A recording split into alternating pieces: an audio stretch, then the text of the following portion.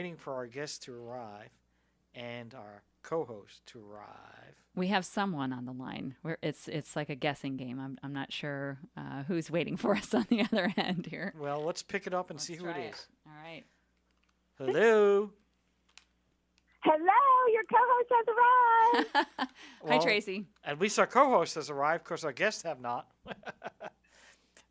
Yeah, I noticed you said that, and that's unfortunate for them because we're still going to have fun one way or the other.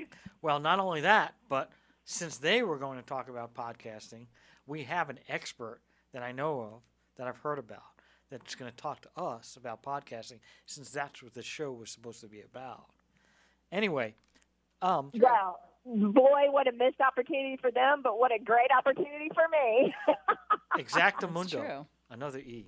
So, without any further ado, people want to know why Brien is spelled Brien, because most people spell Brien Brian or Bryn, and they don't understand why Brien is spelled with an E. And, not everybody's from Ireland, where everybody's named O'Brien. Dan O'Brien, Bill O'Brien, Robert O'Brien. Everybody's O'Brien over there. And otherwise, nobody is spelling the name Brien with an E. And we thought, as a resident expert in E's, that you could try to tell us why Brien is spelled with an E. Well, I can, because I want to just say the most important E of all. I almost feel like I could sing that. The most important E of all is our engineer, Jen. Thank you, Tracy. I think we should have our own Sesame Street show. Yeah, it's very informative. We'll be doing have the our E every own sound week. effect or our own singer? Which one do you want? This week's show is brought to you by the letter E. Well, some people say my hair is like Big Bird. Yeah, I mean, maybe a little bit grouch. Ask for the grouch. And it fits in multiple facets of Peter. If I was a Sesame Street character, I'd be the Cookie Monster. Mm-hmm. I love cookies. That's true. That's true. I still like the grouch for you, though. Okay, well, yeah, I think you. Yeah, I would agree with you, Jen. But you know what? We'll just let that sit there for a moment. And now I can't stop thinking about cookies. So I'm all perplexed because I was thinking about E's. Now I'm thinking about cookies. So let me get back on track. Cookies has an E in it. It's all about education, especially this show today, since we're short on an expert guest. We have definitely experts in the studio. That's no doubt about that. But we really love having our expert guests on the Ask Brien show. And we define experts, and not just us, in general, expertise is defined as someone who's invested 10,000 hours or more in their specific business category or niche. And because Peter really likes to put me on the spot with math, and you would think after all this time that I would just have it nailed down, but here we go. So to get to that 10,000 hours, on average, we're saying on average, it would be 40 hours a week, roughly 50-ish weeks a year, and that would take 5 years. But in all the time we've been doing this show, I've never met an expert that has said that they work 40 hours a week. So they are always working more than that, especially in the startup phase of their business. And so we think that that learning curve could be shortcut down to probably about 3 years. Sometimes for myself, I feel like I accomplished that in like 1 year. But anyway, we'll see. I don't even know if that's physically possible, but it felt like it anyway.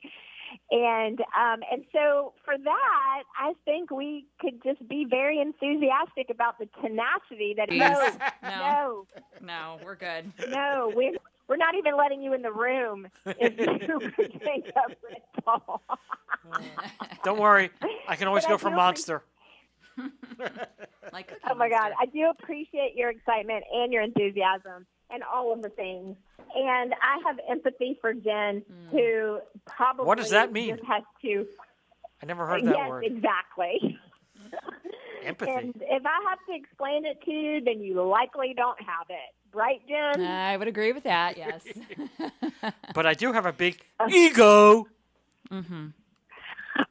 Yes. That might be your best attribute. No one else did. That's his best. Not my hair going 5 different directions? Oh, no. Jerry and I like your hair the way it is. Jerry and I like your hair the way it is.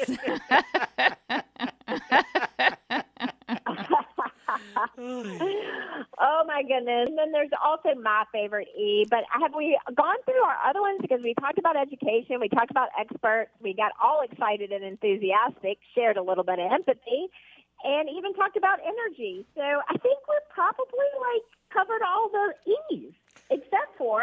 Well, hold on. You have effort, you have experience. I mean, there's a lot of E's, but we don't want to do a show on E's, even though we have a little extra time today. We're not going to do the whole show on E's. But we do know that your favorite one, they say grease lightning is something, I don't know. What is grease lightning? I don't know what it means. What is grease lightning? Electrifying. It is just electrifying.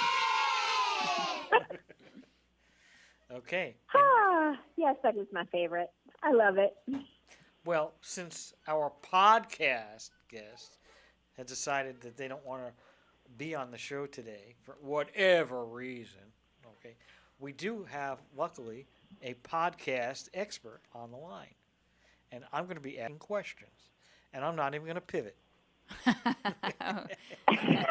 Wow. Well, I would say the big pivot already occurred. You're right? edgy, yeah. It's not edgy, another E. Yeah. Okay, there you go. Add that to the list. I will. I have my list right here. All right. Yeah. Well, don't. If it's a 25-page list, it must be about things that you don't like about things me. About Peter that drive us crazy. Yeah, exactly. Of course, for me, it's a lot shorter distance to be driven crazy. Certainly. That would be, Jen, what we would consider an extensive list. Well, that's only because you.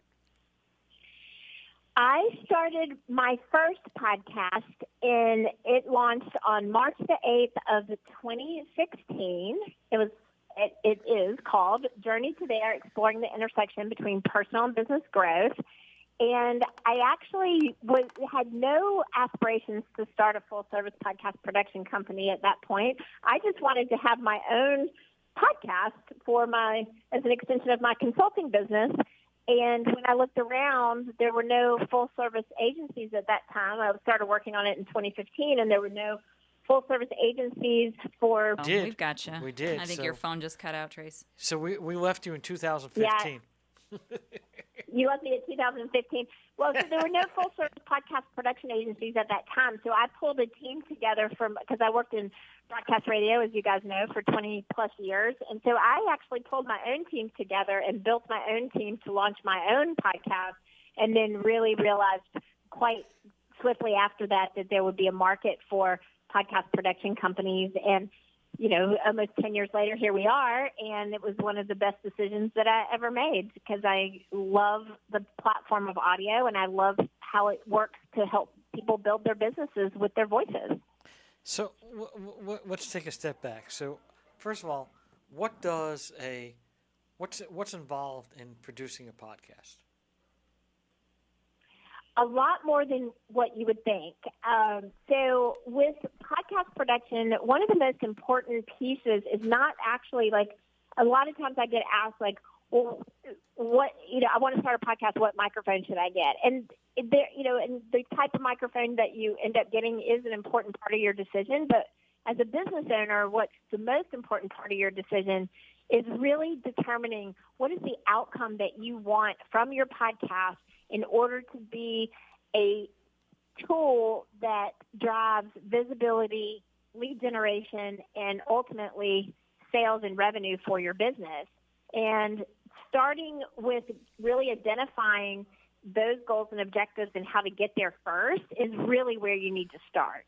And once you have a good idea of that type of how that strategy will work for you to grow your business, then you get to do and think about getting behind the mic and recording the episodes and identifying whether or not you want to interview guests or whether you want to have a co-host and just have a conversation, or if you want to do things solo or bring on your clients to showcase them. There's all different kinds of ways that the podcast can serve you as a business owner, but you want to determine what your goals are first. And then ideally, you either work with a company who can support you with recording with live engineers and virtual studios now, or you record them on your own, and then there's the editing process, which is basically making the magic happen. And once the podcast is recorded and edited, then you still have a whole other layer of work that is done because you need to be able to release that podcast. You need to create marketing materials that support the podcast, and then you need to grow the podcast. So there's all kinds of different layers of tactics, tools that you need to do to make your podcast successful, but it's all, once you identify what those items are and get into a workflow with it, it can be pretty seamless. Well, I have a whole bunch of questions, but Jen, the engineer, has a big question. I do. Well, hold on. Where's the drum roll? Oh, drum roll. I got one here. All right. Wow. That's a big drum roll. That's a big drum roll for just a tiny question. Now you are on the spot. That was such a big drum roll. You're like, it better be a good question. This is just kind of like an afterthought, really. Let's chill on the drum roll. But no, I was just thinking about how there's obviously so much content, right? I got a technical difficulty again. Oh, you do? Can you hear us okay? Welcome back. You're listening to the Ask Brien radio show, and we're on KHCS 1220 and 98.1 FM. And what they say about KHCS is like no other station in the world. They certainly do. We have Oscar the Grouch here on this station. Or is it Cookie Monster? The Cookie Monster. All right. And a technical ghost that will remain unidentified because we don't know who it is. Well, that's okay. Maybe that's our guest. Came in as a ghost. I just think you were just so concerned with that drum roll and the question that Jen was going to ask you that you said, I'm out of here. I can't handle that question. I forgot my question. I'm kidding. I got so nervous about it. I was just like, I'm just not going to answer that. Forget it. Wow, all that build-up for such a little dinky question. No, I was just going to ask, basically there's so much content out there, obviously, and there's, I kind of have to laugh a little bit because it's like, oh, the guy who works at the grocery store has a podcast. So how do you, ranging from that to major superstars that, people want to hear from, right? And so it's got to be tricky to kind of differentiate between, like, is this worth putting time and effort into as somebody on your end, Traci? Yes. So, I think that's a great question because really, honestly, podcasting has grown exponentially. Even, when you become a butt of a joke on Saturday Night Live, you pretty much know you've made it, right? So there are a lot of podcasts that are out there, but there's also a tremendous amount of Twitter/X accounts. There's a ton of YouTube channels. There's a ton of Facebook accounts, Facebook pages, websites, all of the things. So the saturation point for podcasting hasn't even gotten started because it's pretty much still in its infancy.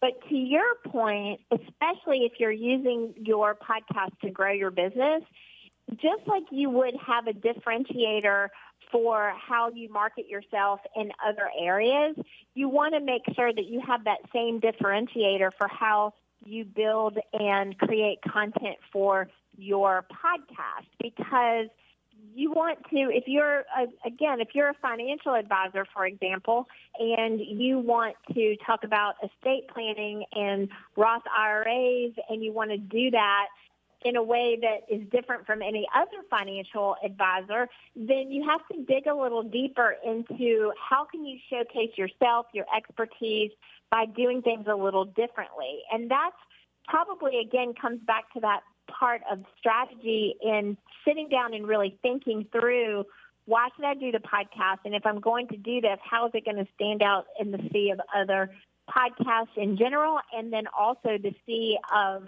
how many financial related podcasts. And so we have some ways to do that. We look at the client's personality. We start out as a financial advisor. They actually started out owning a marketing agency, and they sold that marketing agency, and then the money that they made from the marketing agency, they invested with a financial advisor that absolutely devastated or decimated, or I don't know whose responsibility it was at the end of the day, but the bottom line was he lost a tremendous amount of the money that he made from that sale.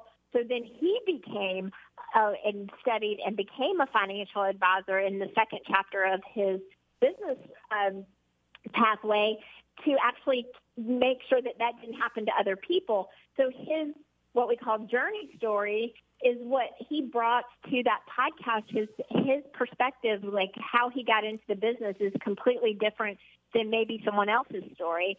And then he ultimately ended up building a show around When Good Things Happen, actually was the name of the podcast, because it was all about how you can turn and pivot your life journeys along the way, and good things can happen, and then how you accumulate wealth doing that. So that's just one example of how it's so important if you are going to... rankings on SEO, there's a system there, right? How do people get recognized? That's a great question. So the thing that can be interesting about podcasting is you have now access to multiple different platforms where people can discover you. So they can listen to you on Apple Podcasts. They can listen to you on Spotify. They can they can watch podcasts on YouTube or listen to podcasts on YouTube. So there are multiple different ways that your podcast can be distributed, and you need to be able to understand that each of those platforms have different algorithms and methodologies for growth. So, like, for example, on Apple specifically, there are very specific things that you need to know. Like, you have to have cover art that is a certain resolution to even get approved on Apple, and their growth is dependent on how listeners stay engaged, how long they listen through to the episode, how many times the episode is downloaded, reviews and ratings come into play. But then if you're comparing that to Spotify, it's very similar, but then they're going to look at your content quality, the consistency of how often and how frequently and how consistently you release. And in the case of Spotify, it actually matters if you promote the podcast on social media. Actually putting out Spotify links on social media will actually serve up the algorithms on that platform. YouTube's optimization is completely different because they're absolutely going to default to if you upload a video versus audio. So there are all kinds of technical, just like SEO has its own technical rules to follow, so does podcasting. But the most important part of things to consider to optimize discovery is what's called the writing of the show notes, and those are the summary notes. So the way that your episode title is written, the way that each episode description is written, using keywords, using a lot of the same methodologies that SEO use, but it increases the visibility of the podcast, and it helps people be found on the podcast, but it also helps your own personal SEO because Google likes to scroll the summary notes for podcasting, and so when you do Google searches, your podcast can actually come up as something that is part of your overall brand portfolio. Well, the thing is with SEO, right, most people are SEOing for Google, which is the predominant search engine, and maybe Bing, but predominantly it's really Google, right? Whereas here, I think there are more podcast things. You've got Spotify, you've got Apple, you maybe have Amazon. There's many more companies out there, and if they all have a different algorithm, I think that you might be going well on Apple and not on Spotify or vice versa, right? So it seems to me like there's more diversity in terms of the number of podcasting algorithms that you need for a podcast versus what's your reaction to that?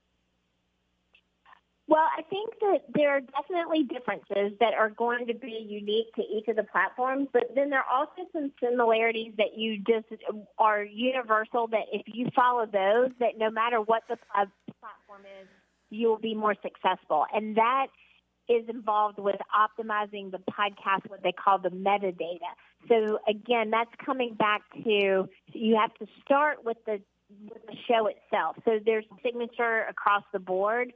And there's a phrase that we use that is borrowed from the CEO of a hosting platform called Blueberry, where he says, create your content for your audience, but write your show notes or your summary notes for Google. And that's where you can really optimize the metadata with the title, the description of the episode, any kind of tags, keywords, hashtags, and all of that will improve ranking overall. So we have one more minute before we're going to take our sponsor break. And the question is this. You got Google out there, okay, and you're talking about that.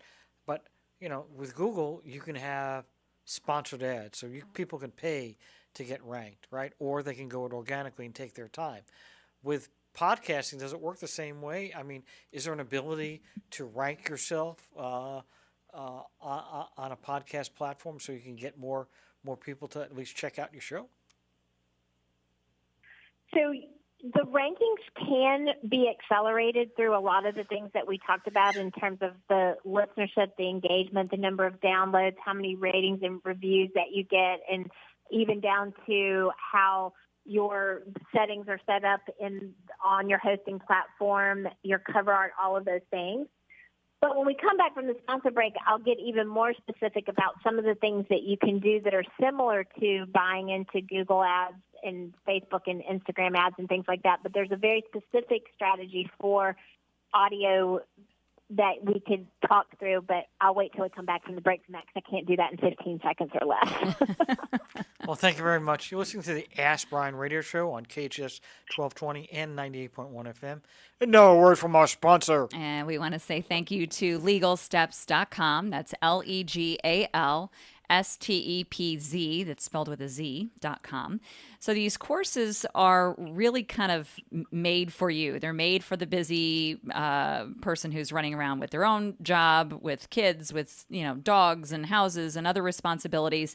You don't have time to work on someone else's schedule. You have your own that you're trying to manage. And these courses, like I said, made for you.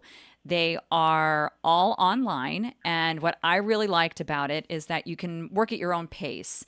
I was able to take a course, and I've talked about this before. I took a course just so I could see what I was talking about, like what am I dealing with here, and it was really very easy. So if you're in that position, you've been wanting to start your own business for however many months or maybe years, now is the time to do that because it could not be any easier. These online courses, you can work at your own pace, pause, rewind. I love that it's got like a screen and screen, so I can see what the legal expert is looking at, and I'm mirroring what they're doing. I'm answering the questions as they're going through them, so I know that I'm answering them properly. And if you get to the point where you're stuck and kind of confused and letting yourself get frustrated, don't. They'll just do it for you. These experts, by the way, have over 30 years experience. So you know that you're in good hands. You know that somebody is very well educated on these basic questions that you're answering. You can take courses to register a trademark, form an S corporation, form an LLC. And all of these courses, by the way, are affordable. I know times are tough and people are trying to cut corners where they can, but don't let $150 keep you from that dream that you've been wanting for so many years. They're, again, all these courses under $150. Go to LegalSteps.com, LegalStepz.com. Thank you, Jen, and thank you, Legal You're welcome. Steps. You got it. You're listening to the Ask Brien radio show on KHS 1220 and 98.1 FM. Wow. I was trying to do the werewolf, That was intense. Intensity. Well, we have a very passionate guest today as well. So, Traci, if you don't remember the question, we can go back over it. But it was basically on the we're trying to figure out, how shows, because there's probably thousands, tens of thousands of podcasters out there. How do you get ranked? I mean, there's just a few people out there.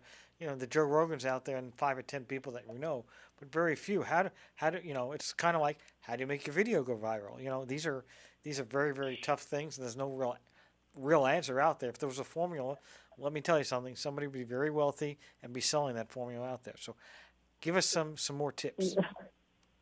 Right. So I think the perspective, and that is that oftentimes it gets confusing between the Joe Rogan type and Jen mentioned earlier, the celebrity type podcast. I know Julie Louis-Dreyfus, Wiser Than Me is one of the number one rated podcasts. Joe Rogan clearly is one of the number one or often is the number one in Spotify and Apple simultaneously. But the difference between the kind of podcasts that we're talking about today and those is those are more entertainment driven, they're more lifestyle focused, and they're going to, by their nature, they're going to really span larger and more broad audiences. So that's one thing to take into consideration. And then the second thing to take into consideration is they already showed up to the mic for the very first podcast episode with an enormous following already built into the audience for their podcast, because all they basically had to say to their millions of followers on Instagram and social media, other platforms, hey, I've got a podcast now, and immediately they had the opportunity to get millions of people to click, like, subscribe, follow, all of the things. So when you are a business owner and you are interested in utilizing your podcast to grow your business, it does not take millions of listeners and millions of downloads to get conversions. And we have had podcasters who, in the coaching business, for example, they may sell 5-figure coaching packages to their clients, and their podcast has a smaller, unique listeners, smaller audience, niche focused, and they don't have to have, they may only have on their podcast 150, 350, maybe 1,000, 1,500 downloads per episode, but they are driving revenue through that podcast because it doesn't take a whole lot of conversions to increase their bottom line. And the data shows that 73%, which is an enormously high percentage of a marketing strategy, if you're looking at data numbers, 73% of people who are listening or watching a podcast will take action on a product or service recommended by the host. And in a business-focused podcast, a lot of times the products and services that are recommended are their own. So if you have that level of conversions in a small audience, then you don't really need the millions and millions. Most of those kind of stats are more for the ego play, not necessarily for the business modeling side of it. So I think it's all about getting that perspective really well aligned. But, of course, you do want to grow your audience and you want it to be effective for you. And if standing in front of 150 to 1,500, let's say, people every week by releasing a podcast isn't doing it for you, because most people can't get in front of rooms that size on a weekly basis, or even thinking about that, that's a great opportunity. But if you still want more, then you can invest in growing your show by marketing your podcast in front of other podcast listeners. And what we do with Produce Your Podcast is we actually will go in and we'll identify, so if the podcast is based on, let's say it's an attorney podcast that's focused on trademark and patents, and we would go and we would look at other podcasts that might be serving a similar audience or having content where listeners are exploring content that might be similar, or entrepreneurial-focused or startup-focused podcasts, so the audiences would be qualified. And then we'll make a media buy into those audiences and introduce your podcast to those audiences. And then those audiences have the opportunity to sample your show and find out about your show. And those are much easier listeners to pull over into your podcast because they're already searching for that kind of content. So it's a very specific strategy, but it works really well. Well, we only have about 15 seconds left, so I'm not going to be able to ask too many more questions. I think we're going to take a quick break, and we'll come back. You'll listen to the Ask Brien radio show on KHS 1220. Welcome back. You're listening to the Ask Brien radio show on KHS 1220 and 98.1 FM. All right. So, Traci, you are our guest, and you also handle our podcast, but people want to know how they can reach you, and they may want to go ahead and use your services. So if you can go through that background, they'd like to know. Yeah, well, I mean, I'm always happy to talk about how people can connect with me if they want to continue this conversation around podcasting and how it could benefit you as a business owner. But so the best way to get in touch with me is through produceyourpodcast.com.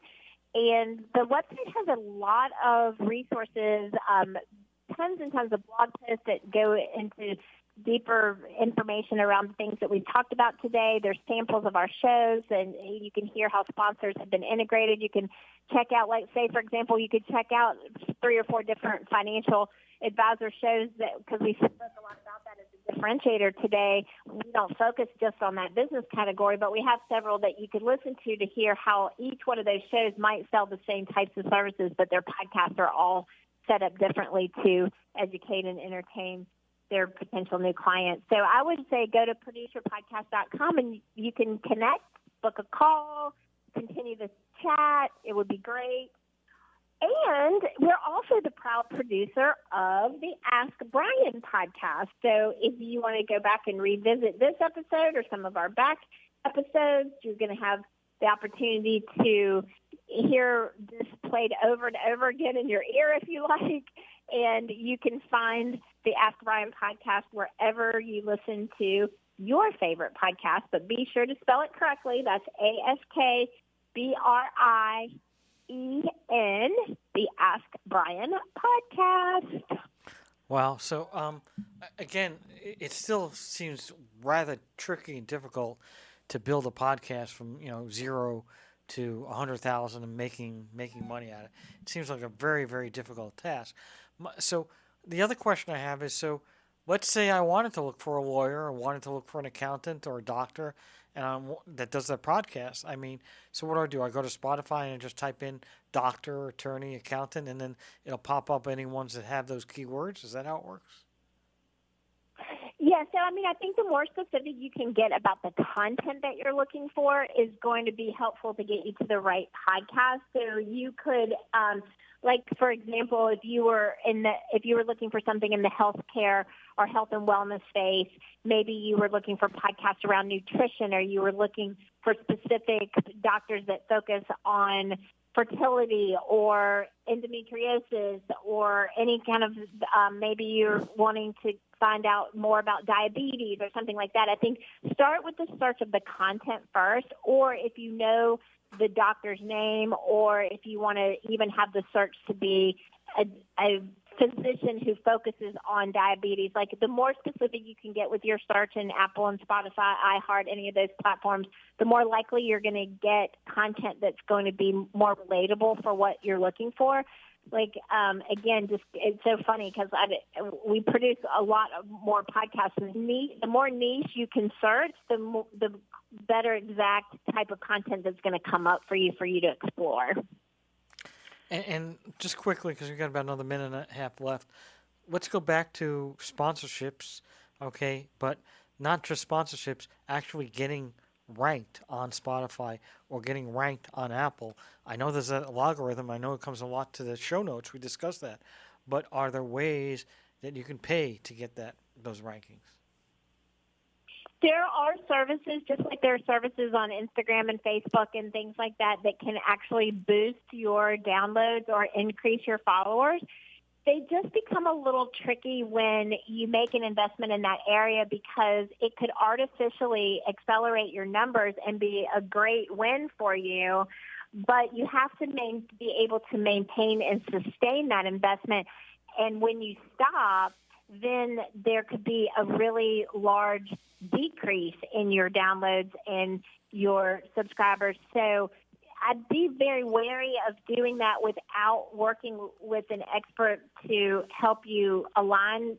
If you just buy into on LinkedIn, your audience through bots and things like that. So those services do exist, but just like with anything that sounds too good to be true, it probably is, and could ultimately be a negative to the algorithms versus enhancing the algorithms.